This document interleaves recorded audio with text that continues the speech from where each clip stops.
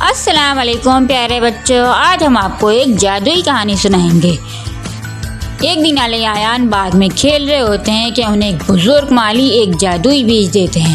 علی ایان وہ بیج لے کر بہت زیادہ خوش ہوتے ہیں اور وہ اسے اپنے ساتھ اپنے گھر لے آتے ہیں۔ علی ایان وہ بیج اپنے باغ میں لگاتے ہیں، اس میں پانی دیتے ہیں اور دعا کرتے ہیں کہ بیج جلد بڑا ہو جائے۔ 2 دن گزر جانے کے بعد بھی بیج نہیں اگتا۔ علی ایان اداس ہو جاتے ہیں۔ امی سمجھاتی ہیں کہ بیٹا اچھی چیزوں کے لیے ہمیشہ صبر کرنا پڑتا ہے، محنت کبھی بھی ضائع نہیں جاتی۔ اگلے ہی دن جادوئی بیج سے ننھا سا پودا نکل آتا ہے۔ علی ایان بہت زیادہ خوش ہوتے ہیں۔ علی خوش ہو کے کہتا ہے ہماری محنت رنگ لے آئی۔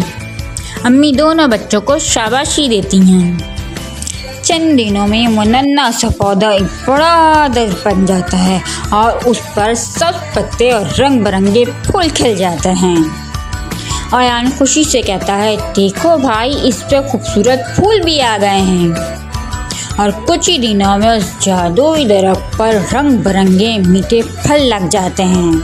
علی ایان بہت زیادہ خوش ہوتے ہیں اور فیصلہ کرتے ہیں کہ یہ پھل وہ سب کے ساتھ مل کر کھائیں گے۔ بزرگ مالی علی ایان کو شاباشی دیتے ہیں۔ ایک اصل جادو اس بیج میں نہیں بلکہ آپ دونوں کی محنت، صبر اور دوسروں کے ساتھ بانٹنے کی عادت میں تھا۔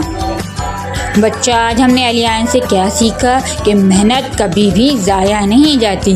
محنت کریں، صبر کریں اور دوسروں کے ساتھ بانٹ کر کھائیں۔ اگر آپ کو ہماری سٹوری پسند آئی تو لائک، شیئر اور